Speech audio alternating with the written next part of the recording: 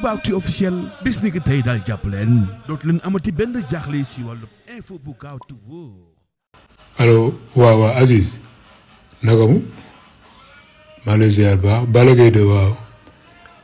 noonu la ak xam nga Sa Thiès moom dañ ko waxoon mu taxaw ci combat bi rek vraiment mu nekkoon grand contre petit ki naqadee daan trop vraiment mu daan rek daan mag mais nag c'est le des sports quoi ça va cool waa mani xam nga sànq dama jóge stade maa ngi soog a ñëw nii mani naa la woo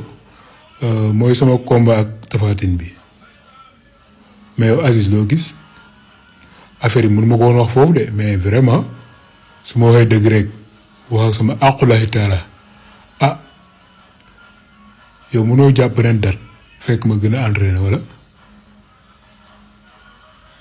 billaay wallaay man Tapha Tine bi mu ñëwee ba jàkkaarloo man yéen laa rus moo tax de aneeruma waaw ma xool daal beneen méthode moo war a jël vraiment man instant yi su ma la waxee dëgg rek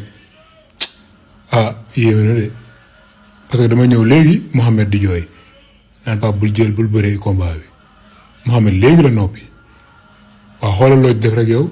ñu xool niñ ko mën a kiiwee sa waaye moom il faut ñu def liñ defoon téye loxo yi mais buñ deful loolu ma bëre de